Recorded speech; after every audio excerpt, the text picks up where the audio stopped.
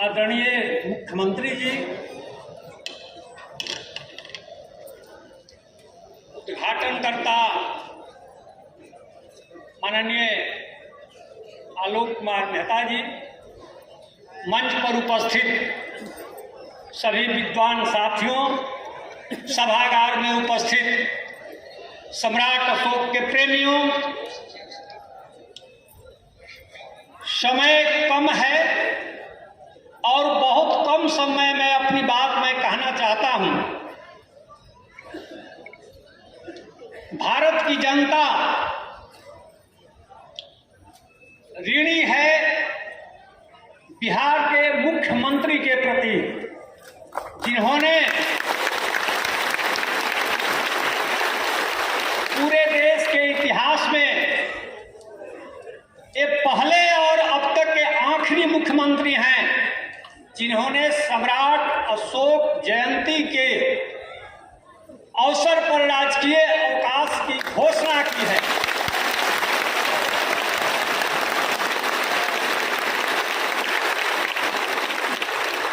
वो सम्राट जिसकी हुकूमत 52 लाख वर्ग किलोमीटर में चलती थी और दुनिया का सैकड़े 33% लोग उसके साम्राज्य में रहते थे।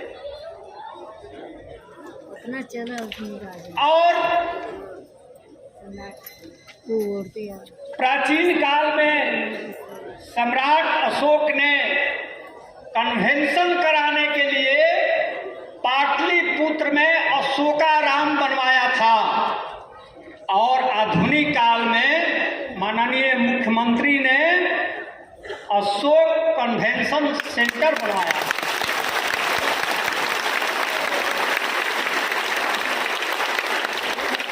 मुझे तो आश्चर्य इस बात की है कि नालंदा यूनिवर्सिटी, नालंदा महाविहार की रिपोर्टिंग फ्रांसिस बुकानन ने की थी और उसकी खुदाई अलेक्जेंडर कनिंघम ने की थी। और उसी नालंदा के पास तेलहरा विश्वविद्यालय है, नालंदा से भी प्राचीन, जिसकी रिपोर्टिंग अलेक्जेंडर कनिंघम ने की थी और उसका उत्खनन कार्य 2009 ईस्वी में माननीय मुख्यमंत्री श्री नीतीश कुमार ने की थी। यह इतिहास में दर्ज है।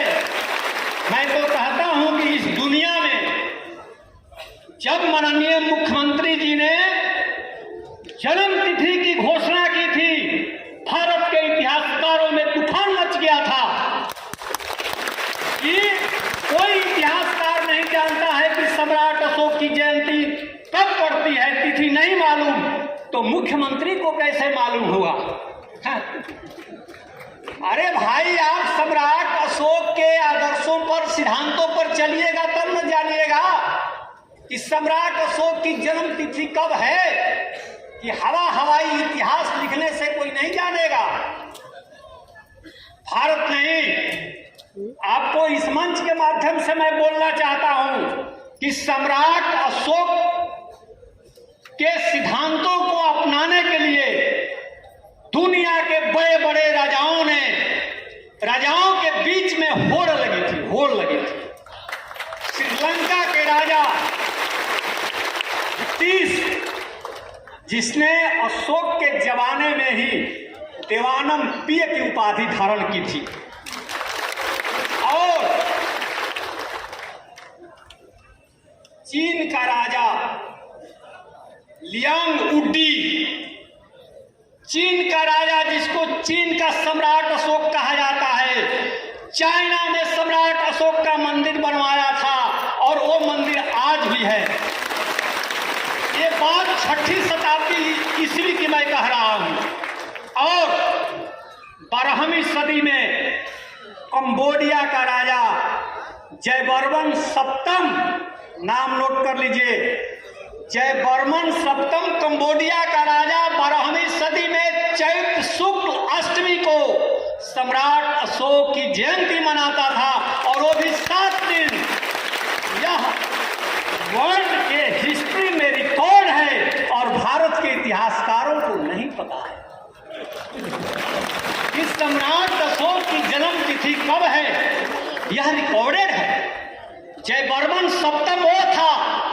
जिसने बंगाल की खाड़ी से लेकर के चाइना तक अस्पतालों की श्रृंखला बनाई थी, और सम्राट अशोक ने बंगाल की खाड़ी से लेकर के सीरिया तक अस्पतालों की श्रृंखला बनाई थी।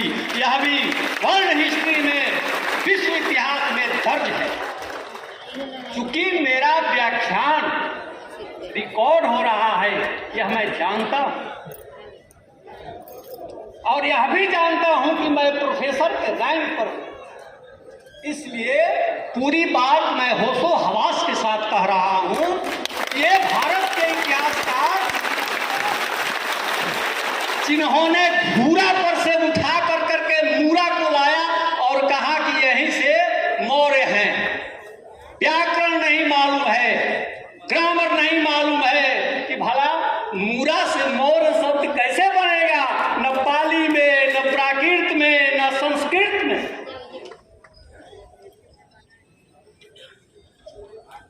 अभी तो ये लोग सम्राट अशोक के शिलालेख ही नहीं पढ़ पा रहे हैं, नहीं पढ़ पा रहे हैं। मैं उसको सीधे पढ़ता हूं। बहुत सारे इतिहासकारों ने लिखा, देवानाम प्रिय,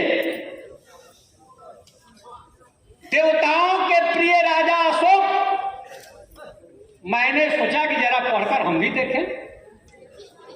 अरे भाई, वो सम्राट अशोक ने उसको प्राकृत भाषा में लिखा है,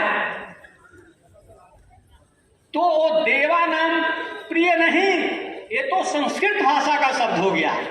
देवानम पिय लिखा हुआ है, देवानम पिय, और वहां देव का मतलब है अरहत, बुद्ध। बुद्ध प्रिय राजा अशोक, देवानम प्रिय का अर्थ हुआ ये नहीं कि देवताओं के प्रिय राजा अशोक। अशोक के जितने भी शिलालेख हम लोग को मिले हैं, किसी पर किसी देवी देवता का उल्लेख नहीं है। अगर है तो वो केवल बुद्ध का ही है। एक बात ध्यान आ गया, यहाँ एक मोहल्ला है भिखना पहाड़ी, पटना में। चूंकि मुख्यमंत्री यहाँ उपस्थित हैं, इसलिए मैं यह बात कह रहा हूं कि भिखना पहाड़ी क्या है। भिखना पहाड़ी जो मोहल्ला है, वहां पर सम्राट अशोक ने एक पहाड़ी बनवाई थी अपने छोटे भाई को रहने के लिए। वो राजगीर के गृधकूट पर रहते थे सम्राट अशोक के छोटे भाई। लेकिन बाद में जो राजकुमार महिंद थे, सम्राट अशोक के बेटे महिंद, जिसे हम लोग संस्कृत में महेंद्र कहते हैं, महेंद्र का नाम नहीं था, महिंद था, तो वहीं रहते थे। 1894 ईस्वी में, 1892 ईस्वी में लॉरेंस वार्डेल ने उसकी जांच की थी, भिखना पहाड़ी। वो रिटन किताब है उसकी अंग्रेजी में। तो वो क्या देखे वहां कि भिखना पहाड़ी एक पहाड़ी थी। ये 1892 की बात है, बहुत समय नहीं बीता। तो एक पहाड़ी थी और पहाड़ी के ऊपर भिखना कुंवर की पूजा होती थी। और उस लॉरेंस वार्डेल ने लिखा है कि भिखना कुंवर और कोई नहीं, भिखू कुंवर माने भिखू महेंद्र ही थे, महेंद्र, जिनके नाम पर यहाँ आज भी पटना में महेंद्र घाट है। वो आदमी बौद्ध धर्म के प्रचार के लिए श्रीलंका चला गया और आज भी थेर महेंद्र का की समाधि वहां श्रीलंका में मौजूद है आज भी। लेकिन हम भारत के लोग थेर महिंद के नाम पर पटना में कोई भी स्मृति चिन्ह नहीं बनवा सकते। यह दुखद तथ्य है। हमारे सूबे का नाम बिहार है, तो जाहिर है कि चप्पे चप्पे पर बिहार था।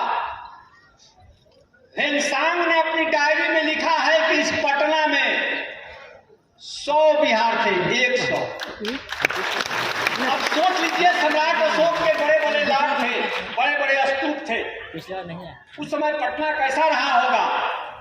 मैं एक एग्जाम्पल छोटा सा देना चाहता हूं आरा का। आरा का नाम क्या था? आरा का नाम था आराम नगर। आप कहिएगा कि प्रोफेसर साहब क्या आप कथा कहानी कहने लगे? कथा कहानी नहीं है, रुकिए जरा एक सेकंड। इसका सबूत है मसाढ़ में आरा से 6 मील पश्चिम गांव है, जहां से सम्राट अशोक का वो जो सिंह स्तंभ है वो मिला है, जो आज पटना म्यूजियम में है। ह्वेनसांग जब आए थे तो सम्राट अशोक का बड़ा पिलर और स्तूप आरा में देखे थे, लिखे थे कि मसाढ़ से 6 मील पूरब है। इधर हम लोग को मसाढ़ में एक अभिलेख मिला है, उस पर शंकर लाल नाम का एक आराम नगर के आदमी का दिया हुआ दान है, जैन मूर्ति का।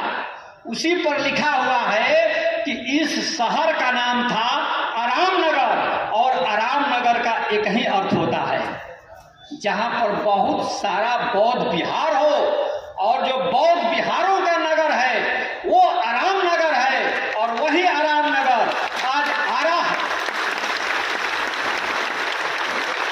इतना बड़ा परिवर्तन हो गया। और अंग्रेज जब आए तो कहे कि भाई ये कौन सा शहर है? तो आरा की जनता भोजपुरी बोलती थी, तो बोली कि आरा है। तो अंग्रेज बहुत दिन लिखे ARRAH, आरा है। चलिए समय कम है, बाद में फिर से बोलेंगे। धन्यवाद, आप लोगों ने सुना, बहुत बहुत धन्यवाद।